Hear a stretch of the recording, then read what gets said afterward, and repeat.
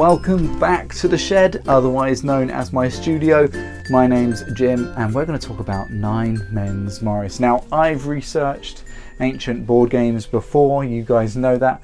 One in particular inspired a large-scale live artwork last year and a few videos that you can watch on this very YouTube channel. Now, most ancient board games have a wealth of history and academic attention heaped upon them. Nine Men's Morris, however, despite being relatively more recent and the name relatively more widely known, doesn't enjoy the same kind of academic attention or cult status. There's not a lot of information easily available out there. Just the same few facts and a couple of dubious ones oft repeated. I'd like to propose a couple of reasons why I think this may be before I attempt to convince you that it shouldn't be this way. This game is worthy of more attention and geekery, for want of a better word. Let's get into it. Part 1. Why isn't Nine Men's Morris more popular? Well, reason A, the name. Let's not pretend here. Nine Men's Morris is a terrible name for a board game. It's not doing it any favours, but compounding the Nine Men's Morris brand awareness issue is the fact that the game goes under a bunch of different names throughout its history. In addition to Nine Men's Morris, there's merels, merels, merels, morels, and when it was exported to America in the 20th century, it received the moniker of cowboy checkers. Seriously, that's what they called it, cowboy checkers. America, you're a real bunch of goofs. The Latin word merels means game piece, and it's from this that all names for the Morris board game are derived, other than the cowboy one, obviously.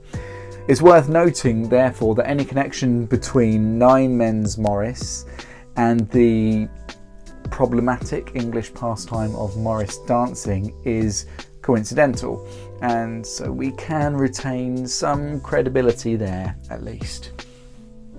Nine Men's Morris in particular is so named because each player starts with 9 game pieces, or men. This differentiates Nine Men's Morris from other variations such as 3, 5 and 12 man that use different numbers of pieces, each accompanied by a variant board.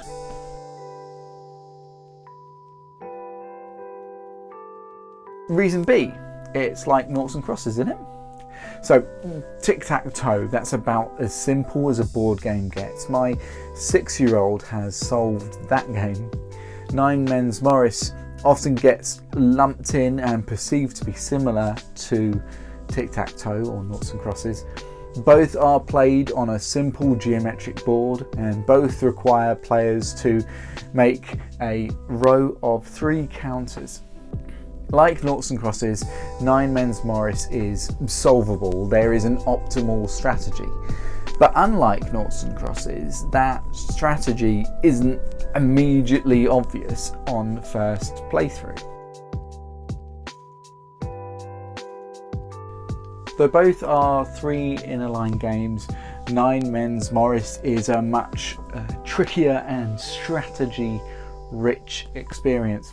Sometimes a game lasts less than a minute, but other times players find themselves locked in a bitter conflict for rounds upon rounds till someone gets the upper hand.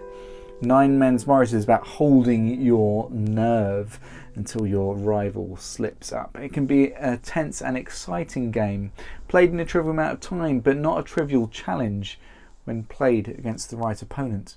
Reason C, it's simple to produce. In another similarity with noughts and crosses, Nine Men's Morris uses a simple board that's easy to draw from memory. That's historically worked in the game's favour, allowing it to travel and be passed on easily.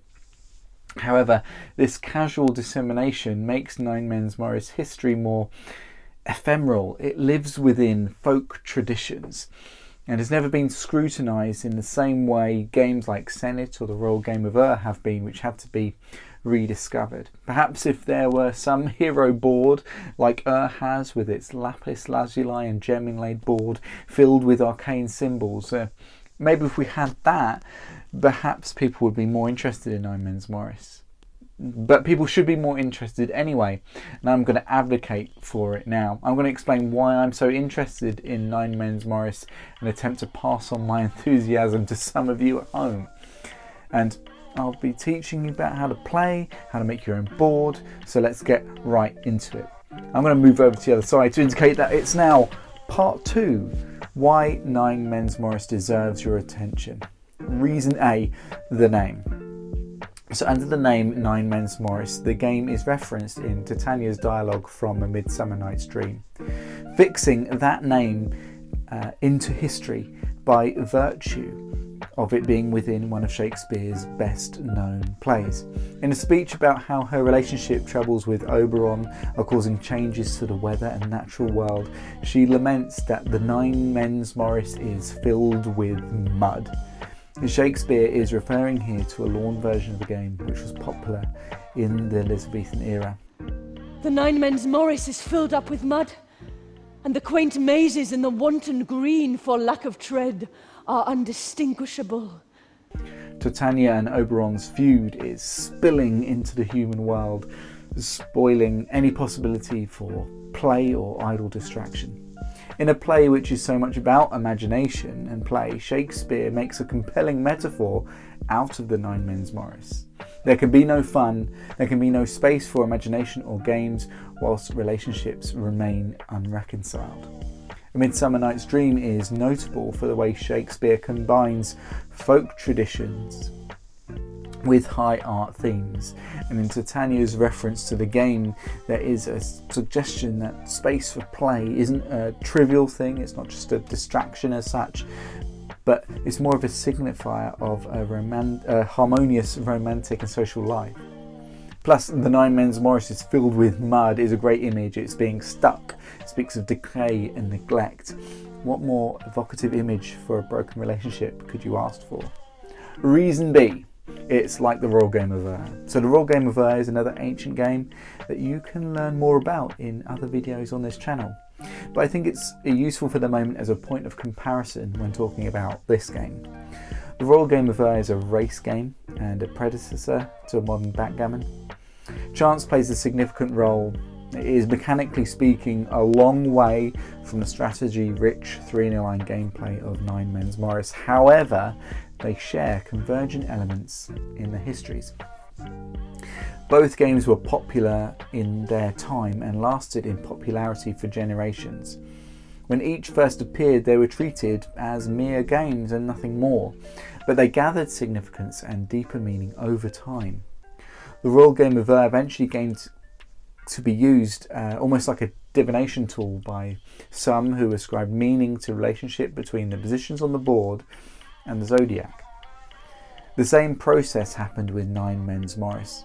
When it first comes along in Roman times, board games are considered diversions. Its first vague mention in writing was by Ovid during a passage about play and games in which he advises any young lady in search of a suitor to get good at board games. Games are a good way to meet people and be popular. But there was no spiritual dimension to them in Roman times. For the ritual significance of Nine Men's Morris to emerge, we need to go to Europe and to the medieval Christian world.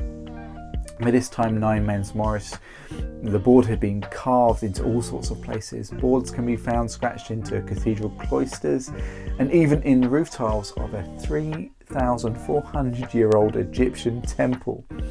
It was carved there in order to facilitate a quick game and to confuse inattentive historians into misdating the origins of the game. Anyhow, By the time the Middle Ages roll around and they're being carved everywhere, they're also being carved into walls and other vertical surfaces, which is strange as the boards could certainly not have been played upon. So they must have performed some other function.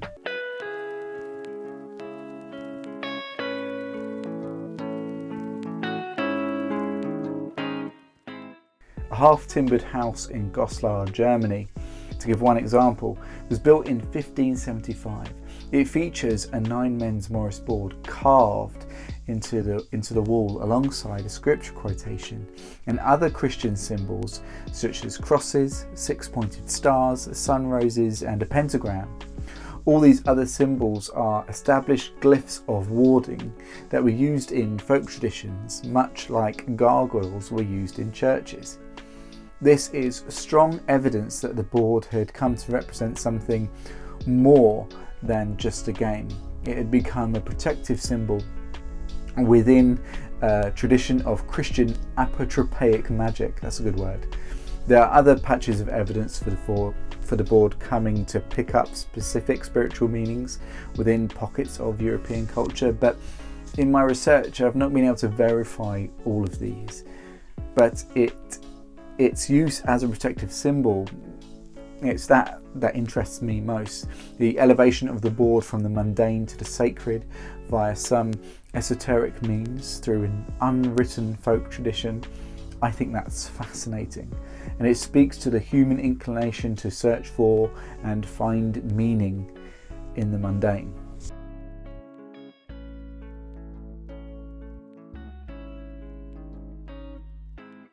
Anyway, let's get back to the game and why I think 9 men's Morris is worth your attention. Reason C, it's simple to produce. And the third and possibly most compelling reason to give this game more attention is that it's so easy to make at home. Look, I did it 3 times over, one time with a 6-year-old. So let me show you how you can make your own board so that you can play yourself. To make your own 9 men's Morris board, the simplest way is to get a lovely piece of plain paper. Select your favourite colour of felt tip pen. I'm going to go with orange because why not? And we're going to draw a square, easy peasy. Surround that square with a second square. And then one more time with a third square. And to finish your board, we're going to put some lines from the outer square into the middle, making this look almost like a target or something of that nature. If you want to here, you can also add pips on each of the corners and the intersecting points of these lines. This is where you'll place pieces in the game. And it's as easy as that to create your own 9 men's Morris board. And obviously you can go more elaborate than this. For instance, if you want to use a ruler, you can make a really neat one like this. This one I actually used as a template to make a wooden board with game pieces that come in and out. You can find out more about this particular board and how it was made in another video. But this is all you really need. You can make it really quickly on paper. Once you've made your board and you've got some pieces, you'll be ready to play. Now, pieces can be anything you like, as long as you can tell the difference between both sides. You'll need 9 pieces for one player and 9 pieces for the other. You could use coins for this, you could use dice, anything like that. I've got some counters here, so I'm going to use them. And we're very quickly going to have a look at how to play this game by demonstrating. So, first of all, you take turns to place pieces on the board, and what you're trying to do is make a row of 3 of your pieces, which will allow you to take one of your opponents. So the yellow side here is made 2 in a row. They could place a piece here and get 3. and it will allow them to take one of my pieces. So I better block that. Okay, yellow turn again. I'm going to try a different strategy. They're going to go over here, and then I'm going to go here. Now what's good about this, you may have noticed, is I've got 1, 2 this way and 1, 2 that way, which means that yellow can block, but it's still going to leave one open. So then I get to do this, and I take that yellow away, and that goes out of the game. Okay, so it's yellow turn. Well, they're not stupid, they're going to block, they're not going to allow that to happen again.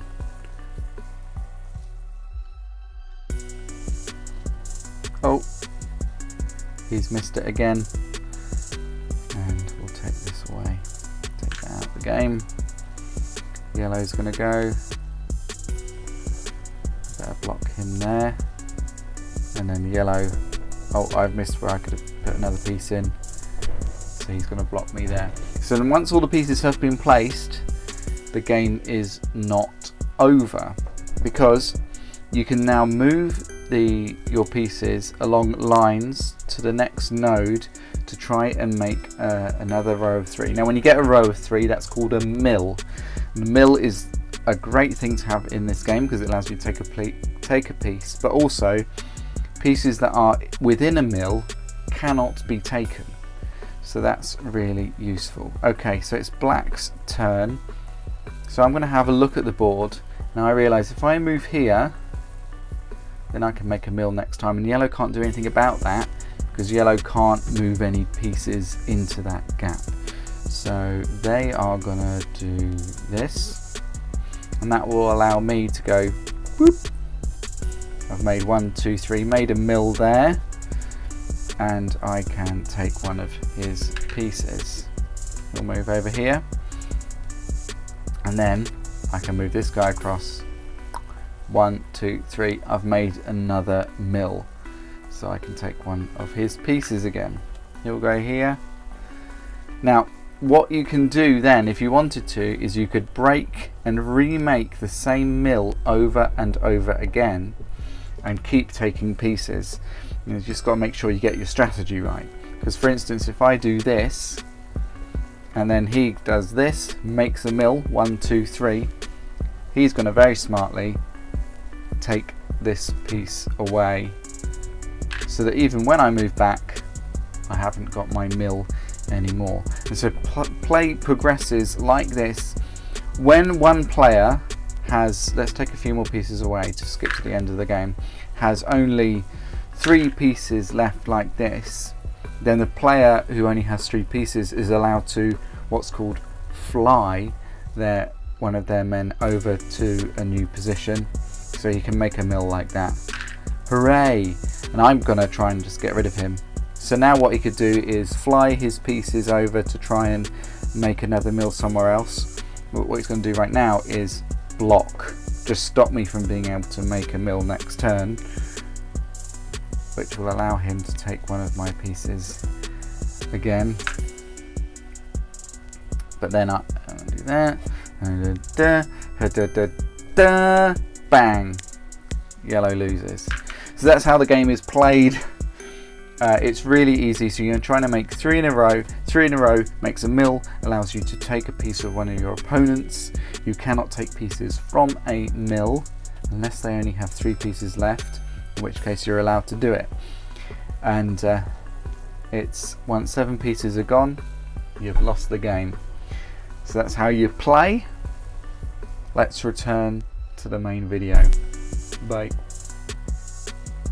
Now that you have your own board, you can play at home and reenact history. Only it's more than a reenactment, because you're not pretending, you're playing 9 Men's Morris for real. I like to think of this as re-embodiment of history. In that case, does it also mean that by making a board, you're enacting your own apotripaic warding? There were those in the Middle Ages that believed the shape of this board held arcane power. Some historians linking it to even older traditions and beliefs. The centre of the board, a symbol for a well or a cauldron, a container for divine truth. The geometric pattern points to the 4 cardinal direction, extending to all creation. Whether you believe in it or not, is imitating magic the same as performing it? In the 16th century, that question was a source of controversy for one of Shakespeare's contemporaries, Christopher Marlowe. In his play, Dr. Faustus, he has his protagonist enact conjuration spells to draw up spirits. But at the time, there were people that believed in acting a made-up ritual on stage was just as dangerous as really attempting to conjure the devil. So can we really separate this game from that small detail of its history? Can this really ever be a mundane object again?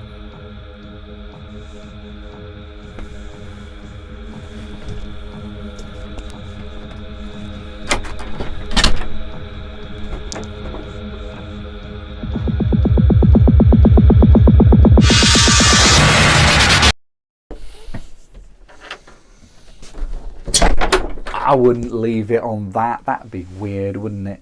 I wanted to talk to you a little bit before I go about this brilliant board. Now, I wanted to make a vertical board, and in order to allude to some of that history that we've talked about, but I also wanted it to be playable. So you may have noticed there are actually a bunch of game tiles on here of both teams there, the black pieces and some white pieces. And what I've done here is I've put magnets in there, boy. Let you into a little secret. Filming this bit now of all the talking and stuff, I'm doing this in the middle of the night because it's the only time it's quiet out here. My neighbours, they were out in force on the street today. You gotta love them, we're in lockdown. Yeah, have a great time and enjoy making your own 9 Men's Morris board. See ya.